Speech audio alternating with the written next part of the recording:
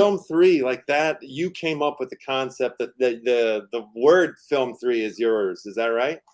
Well, the concept, the movement was created with, with the squad. I think, the prequel to the Film3 movement was certainly the squad, which I founded in February 2021 with the intention of creating a better future for filmmakers. So what happened between February 2021 and end of March 2022 was a lot of me looking for filmmakers and projects and other colleagues that were were like-minded and had the same desire to utilize this incredible technology to create a better world, a better, for marginalized, underrepresented voices, and maybe even some that cisgendered white men who haven't had a shot and have great projects they wanted to get done and still had gatekeepers. So, but ultimately, it's to create, I think, a world where is reflective of the world, more reflective of the world, right? And so when the Film3, when South by Southwest came around, and we realized that a lot of Web2 players or legacy Hollywood players were starting to use their clout and their big bags to come in, and they didn't know what they were doing, like literally don't even know the core ethos of Web3. Um, that a group of us created a coalition. We had a conversation in one of my spaces, and then we created a coalition.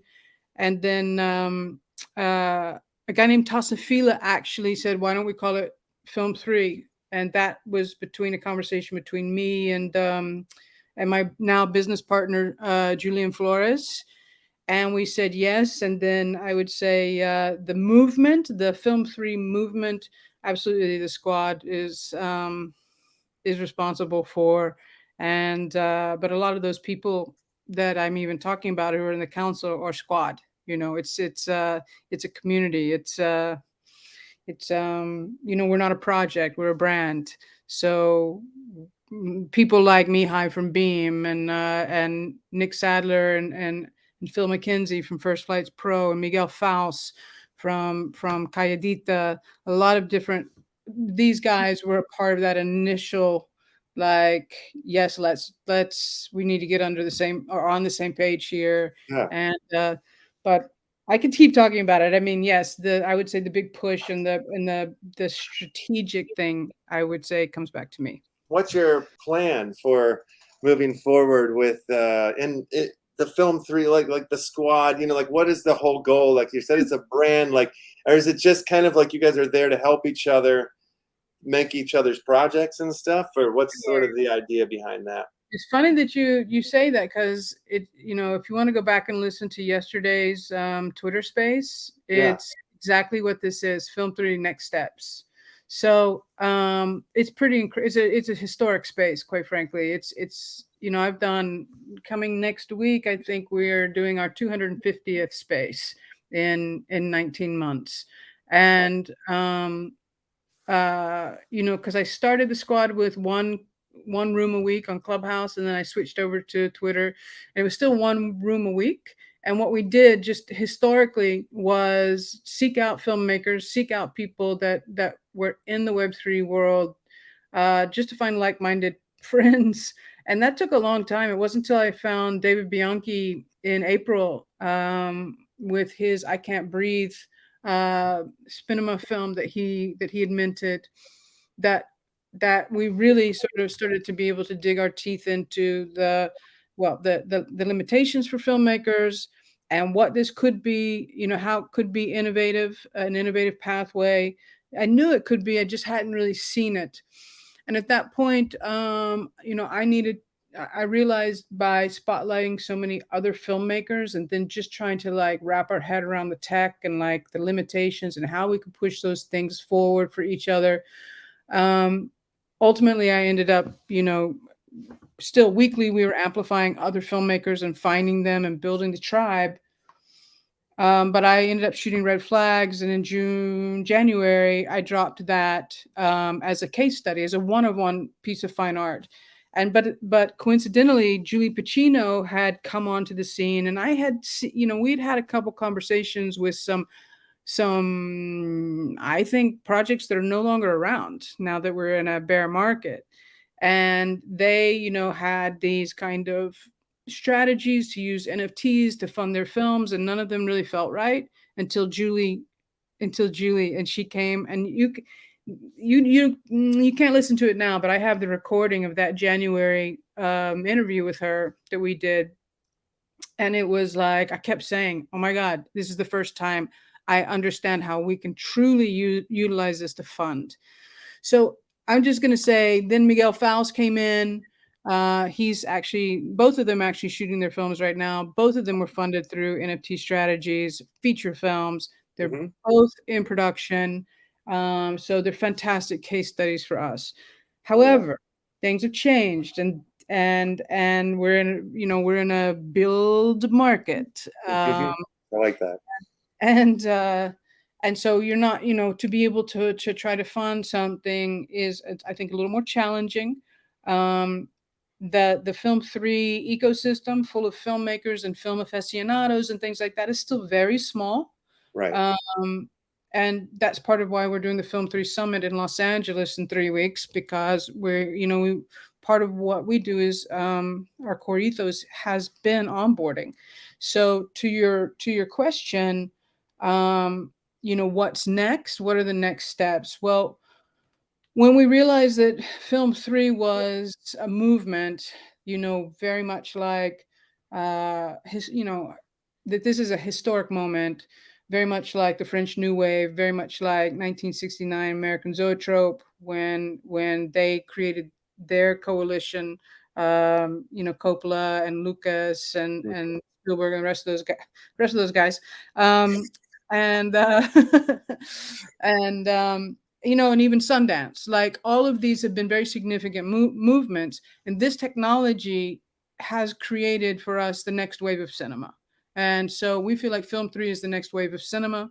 And what are those steps? Big part of it is onboarding and educating people, Yeah. letting filmmakers really understand, not just like, you can fund your films. It's not that. It's not come in and get a cash grab. And I'm starting to have to say this upfront immediately.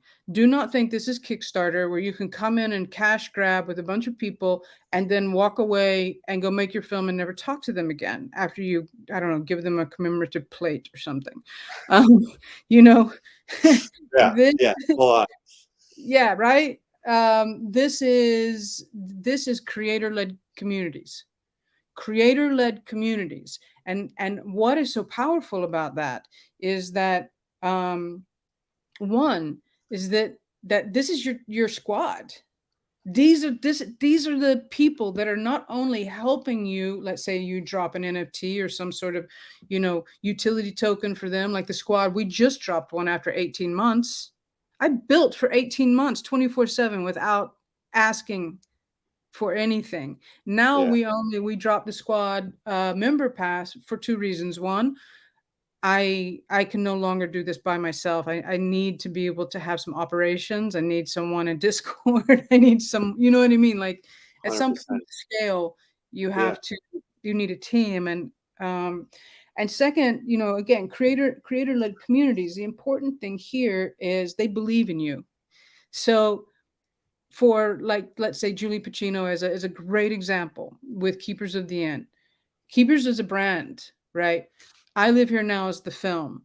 People bought into Julie Pacino, the leader of the brand, her talent, and she utilized a bunch of her photography that had to do with the film, what she envisioned the film to be. So she went out and shot, I can't remember how many, but around 2,000, let's say, things that she sold as NFTs. That is her community. Now, there's a certain amount of that community that is actively engaged with her. Not Mhm. only they engaged and involved in, like, the creation, as far as, like, she brings the script. If you want to read the script and you own her NFT, she will send it to you, no matter what stage it's in. You want to have some input on it, do it, right? And she may or may not take it, because it's ultimately she's the director of the film, right? Yeah. But It's great though.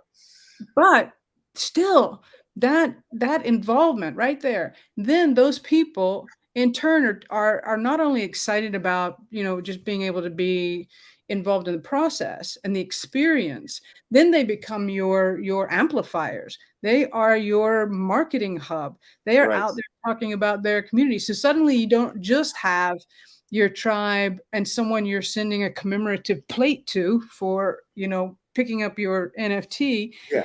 They can flex in a way, that's a very Bored Ape Yacht Club, it's kind of like, ooh, you know but that they're part of the community, that they can have input, and then they're your marketing hub. And then guess what else, the third thing that they're your audience, because they Yes. wanted to see this film made. Yes.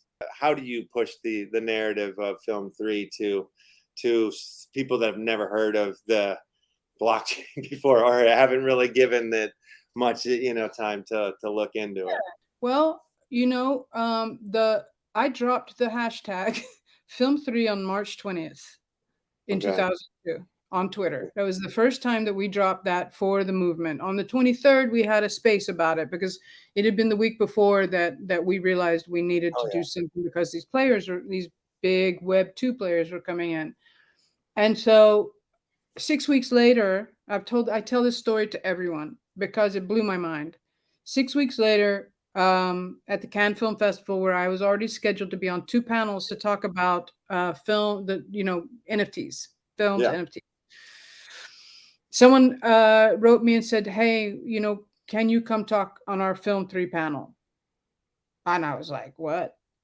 6 weeks later in Cannes Film Festival. And when I asked them, "Do you know where Film 3, the word came from? You know about the movement?" They were like, "No, no, no, but we heard it's like the thing." And so that was May. That was 6 weeks after we dropped that word. Now we are just in September. By the time, this summer, it was Film 3 summer. Everyone has taken this word, this hashtag, this movement, the Film 3 movement, and it's theirs, right? So how do we onboard? I spoke on Cannes on 3 panels. I was invited, Gina Davis invited me to Bentonville Film Festival, where I spoke on it there. And truthfully, it you have to break it down to the smallest, tiniest understandable bits, because people's eyes get glazed over. But this is what I do. This is what we've been doing. We have spaces 4 times a week on Twitter, where we really educate and onboard and celebrate. We do all sorts of things, right? When we have the Film 3 Summit, we've got 5 different types of panels that will be discussing, what I've distilled down over the last 2 years of the important Yeah. elements for filmmakers. I've done things like this where I've done Yeah. master classes, and I've just been like, all right, this is recorded. I'm going to drop a ton of information on you, and you're gonna have to go back and re-listen, but you'll get it. And Yeah. when you get it and when it clicks, you are never going back to Kickstarter. Yeah. Yeah. So what's the most exciting thing about what can be done with blockchain technology and the film industry, or making a film, or the selling of a film, or what excites you the most? I think that we're going to solve a lot of people's pain points. I think that we are so early, it's hard for me to even imagine. Like, literally, I'm telling you, 18 months ago, 19 months ago, I couldn't imagine this moment.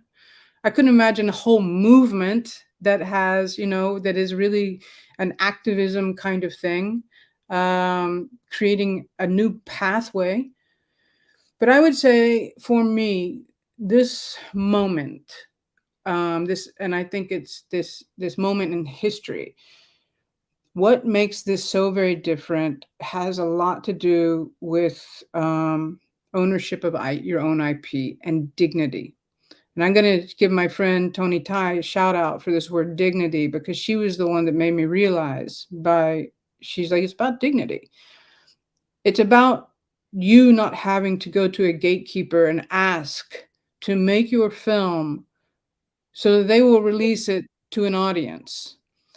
And the only way that they will make your film is if they buy your IP out completely for pennies. So you're really sort of placed constantly in this position as the creator of begging someone else to allow you to make your work, and this way you don't.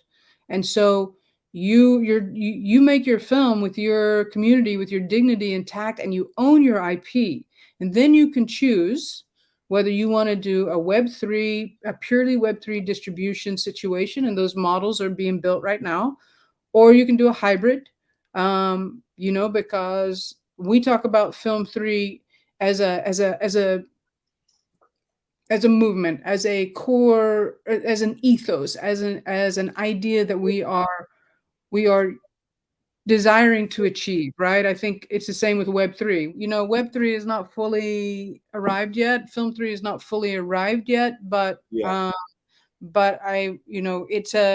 it's an idea. It's something to aspire to. When they wrote the dogma stuff and they had their Yeah. manifesto, they had an idea of what they were aspiring to, whether or not they achieved it, but still there was an aspirational aspect to that movement. How do we onboard and how do we do this? It's Yeah. just conversations like this where Yeah. someone runs across this, and hopefully I've given enough value to the conversation that they can kind of pick up some pieces and get more curious.